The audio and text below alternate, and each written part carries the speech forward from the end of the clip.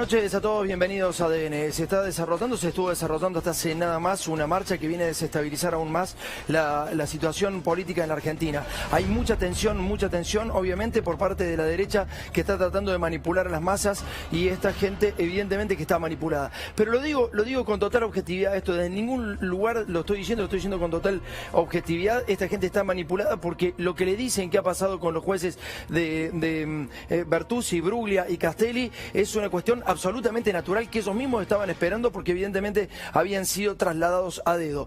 Esta es lo que demuestra la tensión social que hay en este preciso momento. Cualquier cosa da para hacer una marcha y la oposición está usando esta situación. Pero ¿sabés qué? Quiero que veas desde dónde empieza todo este enojo del poder. Empieza desde acá. Por favor, Jorge, pone el primer paño. Tiene que ver con esto, el impuesto a las grandes fortunas.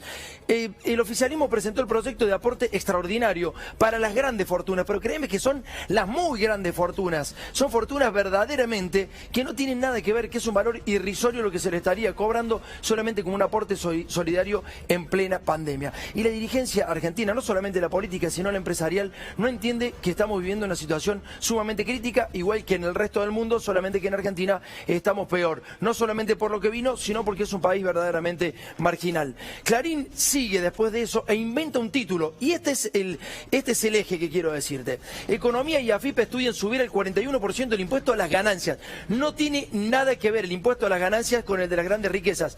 Este título mentiroso surgió el mismo día, un 28 de agosto de 2020. Bajo ese título se empezó a dar una catarata de comunicaciones que ahora te la mostramos. Dale, Jorge, mostrame cómo fue la catarata de informaciones que empezaron a tirar distintos referentes desde el periodismo, pero también políticos. Dale, empezamos con esto. La propuesta polémica de Clarín dice elevar la escala del impuesto para la cuarta categoría, es decir, para los empleados. Decían que los empleados iban a pagar el 41% de ganancia. Dame el próximo, Jorge, por favor. En el próximo vas a ver cómo Marcelo Bonelli, un empleado de Clarín justamente, te dice bomba, Guzmán y Marcó del Pon quieren subir ganancias. También buscan subir monotributo. Mirá cómo empiezan a tocar a las clases bajas y media baja. Directo en la clase media. Y bueno, ahí está, empieza a pegar Marcelo Bonelli, un empleado de Clarín. Y sigamos viendo, por favor, Jorge, si podés, vamos viendo a TN, también se replica en TN, impuesto a las ganancias, el gobierno estudia subir el 41% de la alícuota máxima, el mismo día que se largaba el impuesto a las grandes fortunas. Sigue Clarín Económico, el Ministerio de Economía y AFIP estudian subir 41% el impuesto a las ganancias. Sigamos, Jorge, por favor. Y empieza a tomarlo otros medios, empiezan a dar eco otros medios sobre una mentira de Clarín, fíjate, y profesional. Vamos al próximo, por favor, Jorge. En el próximo ya vemos a Carrió. Carrió es una locura que el gobierno esté pensando en aumentar los impuestos. Es un robo escandaloso, una mentira, algo que nunca iba a suceder y que va a terminar como vas a ver en un ratito. Seguimos. Claudio Savoy, empleado de Clarín, no se puede creer, siguen hundiendo al que trabaja. Economía y AFIP estudian subir el 41% del impuesto a las ganancias. Dame el próximo. En el próximo vemos otro empleado de Clarín y vuelve sobre lo mismo. La oposición debe alegrarse con haber sacado el 41% a las ganancias. Pos y otro muchacho que es influencer, que de TN, un buen chico, pero la verdad que hace en este caso de operador, impuesto a la ganancia del 41% más. Un influencer que llega a los más pibes y empieza a dar más bronca. Ahora Carrió empieza a tuitear y el aumento de los porcentajes de ganancias es un robo escandaloso. Y si faltaba poco, aparece Wolf, que dice basta de subir impuestos, es al revés, lo que producen y aportan no aguantan más, dice Wolf. ¿Seguimos más? Bueno, ahí tenés. ¿Por qué es tendencia? Lo hicieron tendencia, ganancias. ¿Por qué informan que el gobierno intenta subir el impuesto a las ganancias? Era tendencia ya en ese momento. ¿Seguimos, Jorge? Decime a dónde paramos. Ahí está, indignación en las redes por la posible suba del impuesto a las ganancias. ¿Sabés cómo termina todo esto? Termina hace 2 semanas nada más, en una nota, en una entrevista que le hizo el creador de esa información trucha, falsa, con el presidente Alberto Fernández. Fíjate.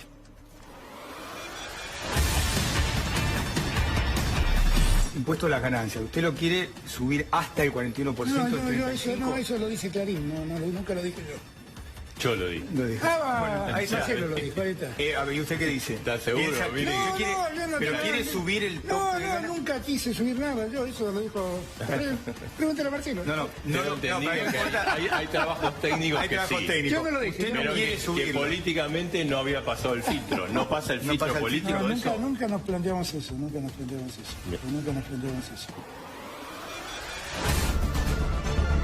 Y ahora sí te vas a indignar seguramente, porque no solamente pasó eso, el presidente se ríe, pero debería tomarlo seriamente delante de los operadores. Los operadores son los que están gestando una situación social caótica verdaderamente. Vamos a tener una mesa de lujo para analizar lo que pasa en la justicia, también vamos a estar vía Zoom y vamos a hablar también por primera vez con el interventor de Vicentín, con quien puso Alberto Fernández al final de nuestro programa. Pero no dejes de ver esto, esta perla de Jorge Lanata este fin de semana con la nieta de Mirta Legrand. Fíjate. Es la primera vez que el Ejecutivo, por un interés personal, se carga a 3 jueces. Nunca antes en la historia había pasado. No podemos permitir que eso pase, pero no por Cristina, porque por Cristina, por nosotros, por los que vengan. O sea, es como que hay reglas que no se pueden romper, porque si se rompen una vez, después ya cagaste, ¿me entendés? No sabes cómo sigue la historia. Hasta ahí un Lanata totalmente republicano que se estaba mostrando este fin de semana con una chica que responde justamente también al mismo sector que hoy responde Jorge Lanata. Parecía un tipo republicano, ¿no? Ahora quiero que volvamos el tiempo atrás, tan solo 2 años. Y vamos a escuchar al mismo tipo decir cosas como esta, dale. Tampoco tuvo la garantía de sacar a los jueces federales, que es lo que tendría que haber hecho al asumir. Los jueces aunque federales... hubiera puteado todo el mundo, no me importa nada. En principio, hacer el juicio político. Después vemos si son inocentes o no y vemos cómo sigue la historia.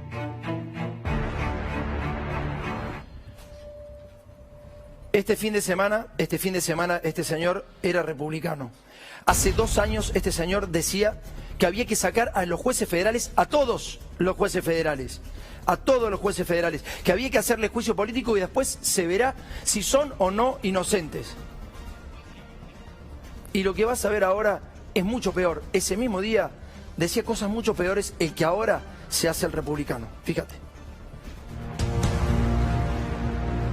Macri se equivocó el año pasado cuando decidió, por una cuestión política partidaria, que Cristina no tenía que ir en cana. Y se lo dije a él. ¿Cómo, no, pero perdón, ¿cómo, ¿cómo, presidente? ¿cómo hace el presidente para decidir eso en la práctica? ¿Vos me estás jodiendo? No, la justicia, que lo digas vos. Prefiero cómo lo hace, pero que lo digas. Vamos a empezar de vuelta. De 1810 para acá, todos los presidentes hablan con los jueces, todos los tipos de la CIDE compran a los jueces y a los presidentes. Así estamos. ¿Sí? Esto es así, o sea, entonces, tampoco yo me siento un idiota diciendo pero esto. Entonces no cambió, porque el gobierno decía que... No venimos de una semillita. Ahora venía la independencia de poderes, eso no cambió. No, eso no cambió, no cambió. ¿Escuchaste eso? El tipo que ahora te dice que no hay que cambiar nada, que la independencia de poderes existe, hace 2 años te decía que no. Y trabajaba con el expresidente Mauricio Macri y te lo decía. Estuve hablando con él y le dije, tenía que meter presa a Cristina y además tenía que cambiar todos los jueces federales. Juicio político, después vemos si son o no inocentes. El fin de semana parecía un republicano. El fin de semana parecía una persona. Hace 2 años decía esas barbaridades. Hicimos esta mezcla para que te quede bien claro quiénes son los operadores de la derecha. Dale. Es la primera vez que el Ejecutivo, por un interés personal, se carga a 3 jueces. Y tampoco tuvo la garantía de sacar a los jueces federales, que es lo que tendría que haber hecho al asumir. Los jueces aunque federales... hubiera puteado todo el mundo, no me importa nada. Nunca antes en la historia había pasado. No podemos permitir que eso pase, pero no por Cristina, porque por Cristina, por nosotros, por los que vengan. O sea, es como que hay reglas que no se pueden romper, porque si se rompen una vez, después ya cagaste. En principio, hacer el juicio político. Después vemos si son inocentes o no y vemos cómo sigue la historia. La CIDE compra, los jueces compran los políticos. Coincido con Jorge Lanata, coincido absolutamente. Hay un solo problema. Yo tengo el único miedo, el único temor mío que tengo como periodista es lo siguiente. La CIDE debe defender a la patria. Busca el significado, busca la página de la CIDE ahora y te vas a dar cuenta que lo que tiene que defender la CIDE son los intereses culturales de la República Argentina y que no haya intromisión de países extranjeros, potencias extranjeras en nuestros países. Vos sabés que las potencias extranjeras están en el corazón de nuestro país, en el corazón energético de nuestro país, pero también en el corazón productivo de nuestro país. La CIDE es un organismo fundamental. Tampoco conviene desguazarlo, tampoco conviene estigmatizarlo y ensuciarlo. La CIDE sirve para defender tus intereses. El problema es que la CIDE fue fue utilizada como en el proceso militar, para hacer inteligencia a quienes supuestamente eran opositores, pero no solamente políticos. Ha pasado un hecho escandaloso verdaderamente y se pudo comprobar el hecho escandaloso. Y es que estuvieron detrás de los familiares de Lara San Juan. ¿Y sabes cuál es el problema? El problema no es que la AFI estuvo detrás de los familiares de Lara San Juan. El problema es por qué. ¿Qué buscaba Mauricio Macri esconder de Lara San Juan? ¿Qué habrá querido Mauricio Macri esconder de Lara San Juan? ¿No habrá sido un accidente? Hace 3 meses, lo dijo acá Vanessa Petrillo, fueron a la justicia y hoy tuvieron respuesta. Y está acá Tagliaferro, que vamos a hablar con Tagliapietra, perdón, que vamos a hablar con él. Pero primero veamos qué decíamos nosotros en ADN hace 3 meses. Dale. Los familiares de los tripulantes de Lara San Juan, concretamente las viudas de los tripulantes, están sospechando que eran espiadas también en este sistema de espionaje que se había montado en el macrismo. Y esta duda, esta sospecha, hoy se plasmó en una presentación judicial que hizo la abogada Valeria Carreras en representación justamente de las viudas de los tripulantes de Lara San Juan, que quieren saber concretamente si se espiaban los teléfonos de las viudas, porque tienen muchos indicios. Se había abierto una investigación en su momento en Comodoro Pi, pero cuando les pidieron los teléfonos ellas tenían miedo de darlos y ahora piden por favor que se investigue si eran espiadas. ¿Eso es lo que hacía Mauricio Macri? Te repito, ¿para qué lo hizo? ¿Por qué intentaba de alguna manera amedrentar, escuchar a los familiares? ¿Qué intentaba esconder Mauricio Macri? Están verdaderamente hasta las manos si es que hay una justicia que pueda hacerlo. Si es que hay una justicia medianamente independiente, estarían hasta las manos.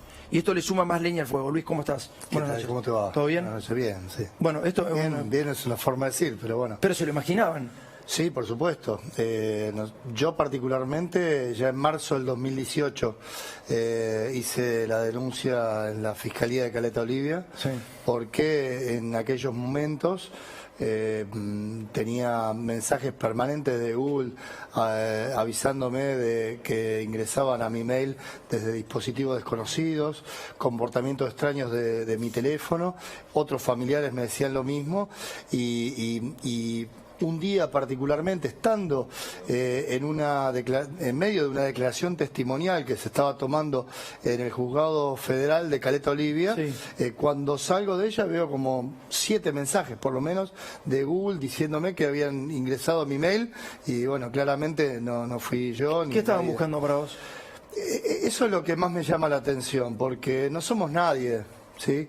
No soy nadie, no somos importantes. El hecho fue muy importante y claro, estaban relacionados a ese hecho. Entonces, la única conexión que veo es que claramente les interesaba muy particular qué sabíamos y fundamentalmente qué es lo que íbamos a hacer. Vos fuiste un actor principal de esa búsqueda, ¿no?, de Lara San Juan.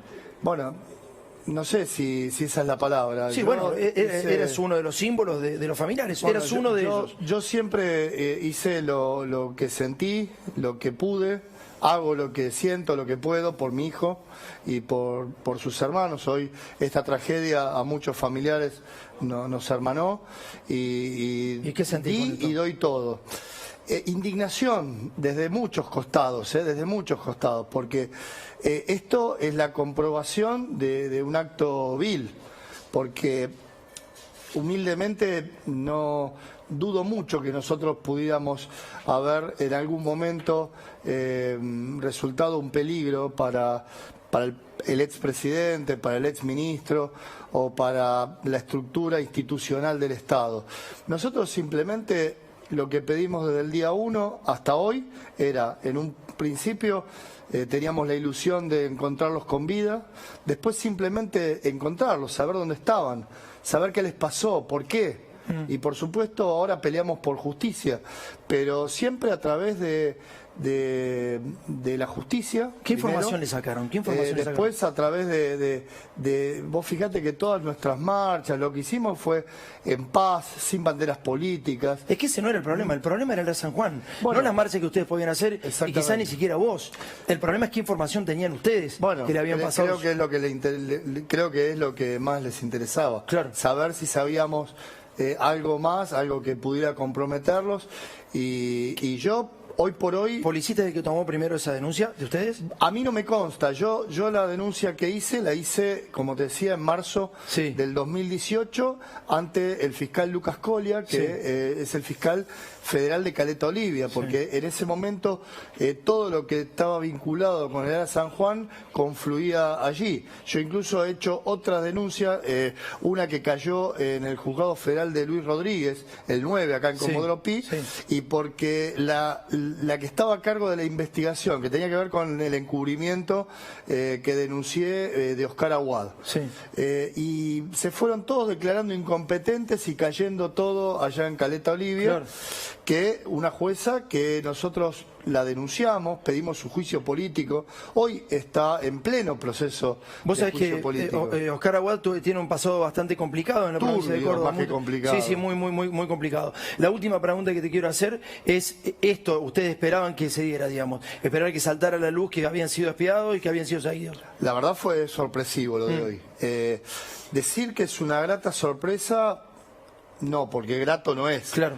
Pero que haya quedado en evidencia, con pruebas concretas, materiales, que lo que veníamos denunciando hace casi 3 años era verdad, que no éramos unos loquitos, ni unos perseguidos, ni que estábamos, por supuesto que emocionalmente estábamos muy mal, estamos muy mal emocionalmente, pero eso no nos nubla la razón, y que bueno, que era verdad eso, y déjame permitirme esto, ¿no? Esto creo que es la punta del ovillo, creo que se viene mucho más.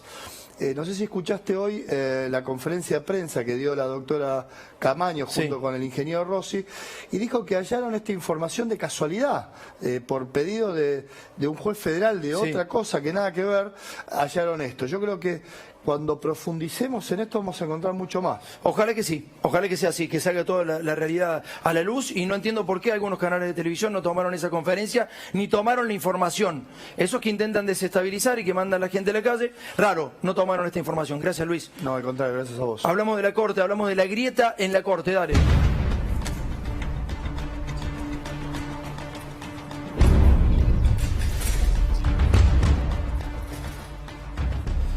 Está con nosotros José Oveira. ¿Cómo anda, José? Bien, querido. ¿Todo bien? Bien, bien. Natalia Salvo, ¿cómo estás? ¿Cómo estás, Tomás? Bueno, a vos te voy a preguntar básicamente por lo que va a pasar en la Corte, por lo que está pasando en la justicia, por qué la gente está en la calle en estos momentos, si le podemos explicar a la gente qué está haciendo ahí, qué lo lleva ahí, y si es racional esa reacción de la gente. Y Natalia, vos tenés que hablar de la Operación Puff, porque fuiste también artífice de lo que fue la causa de Dolores. Lo saludamos a Alberto Lugones enseguida. Le hago la primera pregunta a José. José, ¿por qué crees que la gente está en la calle? Porque los convocó Rosenkrantz. ¿Lo convocó? Rosenkrantz. O sea, la gente está en la calle porque el presidente de la Corte dice que va a reunirse el martes que viene con el resto de los miembros de la Corte para tratar un tema que la Corte no tiene que tratar. Entonces, si el presidente de la Corte dice lo que dice, es normal que la gente salga a la calle. Así que los que se contagien hoy en el COVID, ahí en esa marcha, saben perfectamente que el responsable es el presidente de la Corte. ¿Por qué decís que el presidente de la Corte? ¿Quién es el presidente de la Corte? El presidente de la Corte es Rosenkrantz. ¿Y quién es? Y el presidente Rosenkrantz convocó para el martes que viene a una reunión para tratar el problema de los 3 jueces. ¿Y a qué responde el presidente de la Corte? El presidente de la Corte es un empleado de los grandes medios. Y del poder de facto. Yo no creo que tenga muchas dificultades en avalar la condición de Bertuzzi, Bruglia y el otro juez, sencillamente porque él también fue nombrado por decreto, así que no creo que le debe hacer muy... ¿Vos crees que va a estar solo en esa decisión o lo va a acompañar a alguien? Yo creo que si los 4 jueces restantes, de los cuales hay algunos que no tengo una gran opinión, pero todos son muy inteligentes, no comparecen el día martes. ¿Coincidís con eso, Natalia? Sí, yo creo que hay otra cosa que es fundamental. Siempre se habla de la Corte o del Poder Judicial que es preso del poder político. Y acá vemos que es absolutamente al revés, sin perjuicio de la afiliación política que existe en cada gobierno. La política presa del Poder Judicial. Es el Poder Judicial, que tiene un descrédito impresionante, el que en alguna oportunidad tiene preso al poder político, degradando la política, judicializando la política, entendiendo en cuestiones que son totalmente extrañas, y qué es lo que dice el doctor recién. O sea, son actores políticos en serio. Exacto, porque simplemente se trata de nombramientos que fueron efectuados desde el inicio en violación a lo que dice la Constitución Nacional. Me voy a hablar con Alberto Lugones, que es el presidente del Consejo de la Magistratura. Lugones, ¿cómo anda? Buenas noches.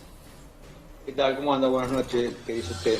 Bueno, acá viendo la reacción de la gente, hace un ratito, no sé si la pudo ver, se manifestaron frente a tribunales ahí en Talcahuano. Sí, estaba justo hablando con un canal colega, por decirlo de alguna forma, y me mostraban que había gente reclamando. En realidad yo les decía que está bien, pueden reclamar todo lo que quieran, una parte de la democracia que nosotros defendimos y que vamos a seguir defendiendo. Sí. Y lo que está claro es que se llega a esta instancia porque hay 3 jueces que consideran que ellos no tienen por qué ser escudriñados de alguna forma por el Senado de la Nación a través de la Comisión de Acuerdo, y en consecuencia no tienen que rendir cuenta nada de ello, más allá de que, como dijo bien la doctora, no tengo gusto de conocer, que es cierto que ellos no llegaron por la forma que está prevista en la Constitución Nacional, como consecuencia de lo cual, luego, si uno no llega por la forma que está prevista en la Constitución Nacional, es lógico que en algún momento le pidan rendición de cuentas. Bueno, ¿Qué siente usted cuando ve a Alberto, por ejemplo? Porque recién, hablando con José Ubeira dijo algo muy elocuente, que lo sabemos absolutamente todos, que respondía a las corporaciones, no solamente mediáticas, sino también económicas. Rosenkrantz está en todo su derecho, no hay ningún problema, pero bueno, es una cuestión objetiva y está bueno hacer esa lectura. Cuando usted le dicen, la gente está reaccionando porque los jueces iban a investigar a Cristina Fernández, le iban a condenar, cosa que no iba a suceder, que además se niegan a pasar por un proceso constitucional, digamos, nunca pasaron por el proceso constitucional. ¿Qué cree que hay detrás de todo esto? Verdaderamente, ya sabemos que no es eso. ¿Qué pasa? Yo lo que planteo es que esto, a ver, yo creo que nosotros tenemos que garantizar que la Constitución Nacional sea respetada por todo, incluso por nosotros. Primero que nada tenemos que respetarla. Y yo como integrante del Consejo de la Magistratura y aparte juez, tengo que hacer que la Constitución se respete por todo. Sí. En este caso no se respetó. Faltaba una etapa, lo dijimos así en el Consejo de la Magistratura. El Poder Ejecutivo entendió lo que nosotros sosteníamos, lo envió al Senado, el Senado los convoca y hay 3 jueces que dicen nosotros no vamos a acudir. Claro. A ver, yo hasta por estrategia digo que no me parece lo lógico, porque si hubieran acudido a alguno de ellos, probablemente hubieran podido dar explicaciones y en consecuencia hoy no estaríamos discutiendo este tema, por lo menos con uno, por lo menos entiendo yo. Pero bueno, ahora después siguen insistiendo, van a la juzgado contencioso, le dicen que no. La Cámara Contenciosa rechaza el recurso, la medida cautelar, está para considerar el amparo. El Poder Ejecutivo decide que una vez que lógicamente el Senado dice no vinieron, en el ámbito del derecho, esto es haber abandonado el lugar que se estaba. Claro. Ahora, Lugones, le hago la última pregunta sobre estos jueces. ¿Cree que responden a un poder político estos muchachos, los 3, Bruglia, Bertuzzi y Castelli? A veces pasa que algunos de nosotros creemos que somos más que la institución que nos toca actuar y en la cual tenemos que defender. A ver, yo tengo el orgullo de ser juez y haré lo mejor de mí, daré lo mejor de mí para que los ciudadanos se sientan bien representados por este juez que le toca en el momento de juzgarlo. Hay gente que se cree que es más que eso. Yo creo que en realidad ellos debían haber cumplido y sabía que en algún momento, cuando asumieron esta situación tan compleja, en la cual uno no asume como prevé la Constitución, en algún momento le pueden decir, bueno, hasta acá llegaste. Quiero que mire esto. Acaba de decir algo muy interesante y esto va para los 3. Voy a ver el currículum de Bertuzzi. ¿Le parece? Va a haber cosas interesantes. Usted acaba de decir que estos muchachos se creen más de lo que son. Van a haber 2 cosas muy interesantes en el currículum de Bertuzzi. ¿Lo tenemos, Jorge, por favor? Vamos viendo los paños, por favor. Acá tenemos, dice, el concurso del Consejo de la Magistratura, quien preside es quien está del otro lado ahora en este momento. Orden de mérito quedó establecido del siguiente modo. Primero de Simone. Total 149 puntos. Después Martínez Astorino, total 143 puntos. Alegre Francisco Horacio, 142. Y Bertuzzi es el último. Curiosamente es el que ganó. Curiosamente es el que ganó. Con esto, dale, mostrámelo, Jorge. ¿Con qué ganó Bertuzzi, que era el último? Planilla de antecedentes por postulante, otros antecedentes que considero valiosos, dice Bertuzzi. Fui aceptado por la Universidad de Barcelona y Pompeu Fabra para participar de la edición anual del Máster de Derecho Penal. que habiendo solicitado la pertinente licencia y prestada conformidad por el entonces juez federal a cargo del juzgado, la solicitud me fue denegada. O sea, está diciendo que no hizo un curso, ¿se entiende? O sea, tiene tan poco dentro del currículum que dice que no lo dejaron hacer un curso. Mostrame el próximo, Jorge, por favor. Es una cosa increíble.